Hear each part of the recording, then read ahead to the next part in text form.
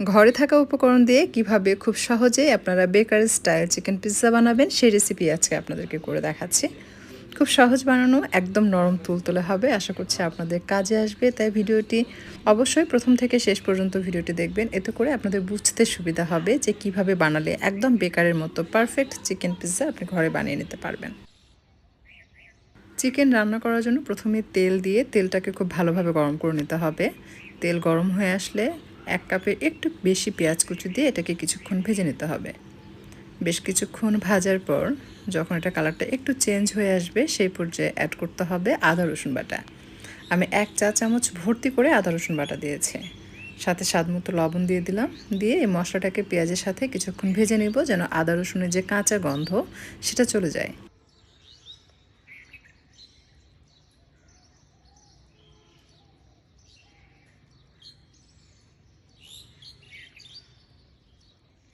মশলা ভালোভাবে ভেজে নেওয়া হয়ে গেলে অ্যাড করে দিচ্ছি 1 চা চামচ জিরার গুঁড়া, 1 চা চামচ মরিচের গুঁড়া, হাফ চা চামচের একটু কম কালো গোলমরিচের গুঁড়া, হাফ চা চামচ হলুদের গুঁড়া এবং 1 চা চামচ লাল মশলা পাউডার আর 1 চা চামচ ধনিয়ার গুঁড়া দিয়ে সব কিছু একসাথে মিশিয়ে কিছুক্ষণ ভেজে নিতে হবে। যেহেতু গুঁড়া মশলা অ্যাড করেছে এই পর্যায়ে চুলার তাপ কিন্তু একেবারে কম থাকবে, তা না হলে পুড়ে যাবে। তাই হালকা আঁচে এটাকে অনবরত নেড়েচেড়ে কিছুক্ষণ ভেজে নিতে হবে। বেশ কিছুক্ষণ ভাজার পর অ্যাড করে দিতে হবে চিকেন কিমা। এখানে চিকেন কিমার পরিমাণ রয়েছে 1 কাপের একটু কম হবে, অর্থাৎ মুরগির বুকের যে দুটো পার্ট থাকে তার একটি পার্ট আমি চাকু দিয়ে কুচি কুচি করে কেটেছি, মানে কিমা করে নিয়েছি আর কি। তবে ব্লেন্ডারে একদম ফাইন কিমার দরকার নেই, একটু মানে দানা দানা থাকবে, এভাবে কিমাটা করে নিতে হবে। কিমা দিয়ে মশলার সাথে খুব ভালোভাবে এটাকে কষিয়ে নিতে হবে। বেশ কিছুক্ষণ কষানোর পর এটা সেদ্ধ করার জন্য অ্যাড করতে হবে পানি। মশলাগুলো নিচে লেগে গিয়েছে, এই পর্যায়ে আমি পানি দিয়ে দিচ্ছি, আর বেশিক্ষণ কষাতে গেলে এটা পুড়ে যাবে। খুব বেশি পানি দেওয়ার দরকার নেই, অল্প পরিমাণ পানি দিয়ে এটাকে সেদ্ধ হতে দিতে হবে। চুলার তাপ থাকবে মাঝারি বা তার থেকে একটু কম। ঢাকনা দিয়ে ঢেকে বেশ কিছুক্ষণ রান্না করবেন। যেহেতু বুকের পার্ট ইউজ করা হয়েছে তো চিকেন কিমা সেদ্ধ হতে সময় লাগবে না, শর্ট টাইমে সেদ্ধ হয়ে যাবে। নামানোর পূর্বে কিছুটা কাঁচামরিচ কুচি এবং পেঁয়াজ কুচি দিয়ে এটাকে অল্প কিছুক্ষণ নেড়েচেড়ে চুলা থেকে নামিয়ে নিতে হবে। আপনি চাইলে কিন্তু এখানে একটু ধনিয়ার পাতাও অ্যাড করতে পারবেন। সবশেষে পেঁয়াজ কুচি দেওয়ার রিজন হচ্ছে আপনি যখন এটা খাবেন তখন দাঁতের নিচে পড়বে, তখন একটু ক্রাঞ্চি ভাব থাকে পেঁয়াজের মধ্যে, ওইটা আবার খেতে ভালো লাগে। বেকারি স্টাইল যে পিৎজাগুলো সেগুলো ওরকমই হয়, আপনারা যখন খাবেন তখন বুঝতে পারবেন। তো এটা এরকম যখন মাখা মাখা হয়ে যাবে, একেবারে ড্রাই করে ফেলা যাবে না, কিন্তু এরকম মাখা মাখা থাকতে নামিয়ে ফেলতে হবে। এতে করে চিকেন পিৎজাটা জুসি হবে আর যেটা খেতে ভালো লাগবে। পিৎজা যদি ড্রাই হয় তাহলে কিন্তু খেতে ভালো লাগে না। আর পিৎজা তৈরি করার জন্য লাগবে ব্রেড ডো। আমি অনেক রেসিপিতে আপনাদেরকে ব্রেড ডোটা তৈরি করে দেখিয়েছি।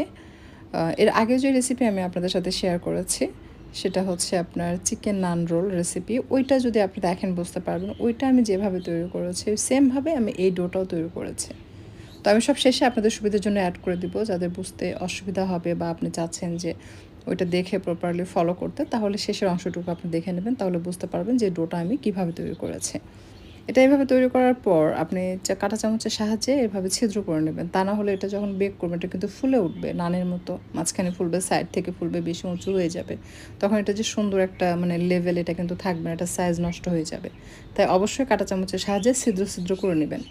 এরপর এটার উপরে যে রান্না করে রাখা চিকেন কিমা সেটা এভাবে সমানভাবে ছড়িয়ে ছিটিয়ে দিয়ে এটাকে প্লাস্টিক র্যাপার দিয়ে র্যাপ করে কমপক্ষে 15 মিনিট বা 20 মিনিটের জন্য রেস্টে রাখবেন।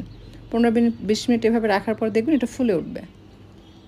এটা ফুলে ওঠার পর আপনি এখন এই পর্যায়ে যেটা করবেন যে 4 সাইডে যে ব্রেডের অংশ আছে এটার উপরে একটু ডিম আর দুধ একসাথে মিক্স করে ব্রাশ করে দিবেন। এরপর আপনি চাইলে এটাকে ওভেনেও বেক করতে পারবেন, আবার চাইলে আপনি কড়াই বা পাতিলেও বেক করতে পারবেন। আমি দেখিয়ে দিচ্ছি কীভাবে আপনারা কড়াই বা পাতিলে বেক করবেন। এভাবে নিচে একটি স্ট্যান্ড দিবেন, আপনি চাইলে নিচে লবণও দিতে পারেন বা বালু দিতে পারেন। তার উপরে এরকম প্লেটটা বসিয়ে দিয়ে ঢাকনা দিয়ে ঢেকে মাঝারি প্রথম দিকে হাই ফ্লেমে রেখে গরম করে নেবেন, তারপর মাঝারি বা মাঝারি থেকে কম আঁচে রেখে দেবেন। দেখবেন ধীরে ধীরে আপনার এই মানে চিকেন পিৎজাটা রেডি হয়ে যাবে। আর যদি ওভেনে বেক করতে চান সেক্ষেত্রে আপনার 200 ডিগ্রি সেলসিয়াস তাপমাত্রায় 7 থেকে 8 মিনিটের মতো বেক করে নিলে আপনাদের এই পিৎজাটা রেডি হয়ে যাবে। সেক্ষেত্রে অবশ্যই ওভেনের উপরে এবং নিচে 2 অংশ থেকে আপনাকে বেক করতে হবে। অনেক নতুন রাঁধুনি থাকে বোঝে না, শুধু উপর থেকে বেক করে, দেখা যায় উপরে হয়, নিচের অংশটা কাঁচাই থাকে, আবার কখনো নিচে থেকে বেক করে নিচে হয় উপরে হয় না। তো এই কাজ করা যাবে না, 2 দিক থেকে যেন বেক হয়, একই টাইম মেনটেন করে 2 দিক থেকেই সুন্দরভাবে ওভেনটাকে গরম করে নেবেন। 5-6 মিনিটের মতো গরম করার পর এটা দিয়ে আপনি জাস্ট 7 মিনিট থেকে 8 মিনিট বেক করবেন, দেখবেন একদম পারফেক্ট পিৎজা আপনি ওভেনে তৈরি করে ফেলতে পারবেন। আচ্ছা, পিৎজা যখন বেক করা হয়ে যাবে তারপর সামান্য একটু অয়েল অথবা বাটার ব্রাশ করে দিবেন। এরপর টাওয়াল দিয়ে আপনি ঢেকে রাখবেন। এতে করে কি হবে, আপনার ধীরে ধীরে এটা একদম সফট হয়ে আসবে। যখন বেক করার পর বের করবেন ওই মুহূর্তে শক্ত মনে হলেও যখন এটা তেল ব্রাশ করে আপনি টাওয়াল দিয়ে ঢেকে রাখবেন, 10-15 মিনিট পর দেখবেন যেটা একদম সফট হয়ে গেছে। এরপর জাস্ট আপনি পরিবেশনের পূর্বে উপর দিয়ে একটু টমেটো সস এভাবে দিয়ে দিবেন, দেখতে সুন্দর লাগবে। বেকারি যে পিৎজাগুলো পাওয়া যায় দেখবেন এভাবে সুন্দর করে টমেটো সস দিয়ে দেয়, যেটা দেখতে ভালো লাগে, খেতেও ভালো লাগে। আপনি চাইলে মেয়োনেজের সাথে ডিপ করেও খেতে পারবেন। আশা করছি আজকের রেসিপি আপনাদের কাছে ভালো লেগেছে। আমি চেষ্টা করেছি সহজভাবে আপনাদের সামনে প্রেজেন্ট করতে। যদি রেসিপি ভালো লাগে লাইক কমেন্ট শেয়ার করে চ্যানেলটা সাবস্ক্রাইব করে পাশেই থাকবেন। এখন তৈরি করে দেখাচ্ছি পিৎজার ডো আপনি কিভাবে তৈরি করবেন। এই ডো তৈরি করার জন্য আমি এখানে ময়দা নিয়েছি 4 কাপ। 4 কাপ ময়দার জন্য ইস্ট দিতে হবে 2 চা চামচ, তবে 2 চা চামচের আমি একটু কম দিয়ে দিচ্ছি। এর থেকে কিন্তু বেশি দেওয়া যাবে না। বেশি ইস্ট দিলে ইস্টের গন্ধ আসে, তখন কিন্তু খেতে সেটা ভালো লাগবে না। লবণ দিয়ে দিলাম 1 চা চামচ, একটু ভর্তি করে নিয়েছি। আর চিনি দিয়ে দিচ্ছি টেবিল চামচ ভর্তি করে 3.5 টেবিল চামচ। সেই সাথে দিয়ে দিচ্ছি বাটার 2 থেকে 3 টেবিল চামচের মতো। আর দিয়ে দিচ্ছি 2 টেবিল চামচ উঁচু করে গুঁড়া দুধ। আর সেই সাথে দিয়ে দিচ্ছি টক দই 1/4 কাপ বা তার থেকে একটু বেশি হবে। বেকিং সোডা দিয়ে দিচ্ছি 1/2 চা চামচ। আর দিয়ে দিচ্ছি রান্নার তেল, এটা 3 থেকে 4 টেবিল চামচের মতো হবে। সব কিছু আলতো করে মিক্স করতে হবে। হাত দিয়ে দলা পেকে মাখানো যাবে না, তাহলে যখন ডোটা মাখাবেন তখন কিন্তু ময়দা দলা দলা হয়ে থাকবে, ভালোভাবে মিক্স হতে চাইবে না। তাই মসৃণ ডো তৈরি করতে এই মিশ্রণটাকে আলতো হাতে বা চামচের সাহায্যে আপনি আলতো করে মিক্স করবেন। এরপর অ্যাড করতে হবে হালকা গরম পানি, অথবা আপনি চাইলে হালকা গরম তরল দুধ দিয়েও এটা মাখিয়ে নিতে পারবেন। একেবারেই কিন্তু হালকা, বেশি গরম পানি হওয়া যাবে না, তাহলে কিন্তু ডোটা সেদ্ধ হবে, তখন এই ডোটা কিন্তু ফুলবে না। বেশ কিছুক্ষণ মাখানোর পর সবশেষে আবারও একটু বাটার দিয়েছি। এরপর এটাকে খুব ভালোভাবে মেখে নিয়েছি। 8-10 মিনিট মাখাবেন, তাহলে এই ডোটা একেবারে মসৃণ এবং স্মুথ হয়ে আসবে। ঠিক এরকম এই ডোটা আপনি যত নরম করে বানাবেন, আপনার যে নান সেটাও কিন্তু তত বেশি নরম তুলতুলে হবে। এখন ঢাকনাতে ঢেকে রেখে দিচ্ছি।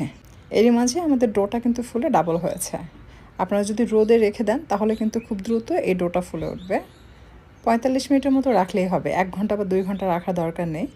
আধা ঘন্টা থেকে 45 মিনিট মতো রাখবেন। আর দেখুন এটার যে কোয়ালিটি, এটা কিন্তু দেখে বোঝা যায় যে নান যে কতটা নরম তুলতুলে হবে এবং পারফেক্ট হবে।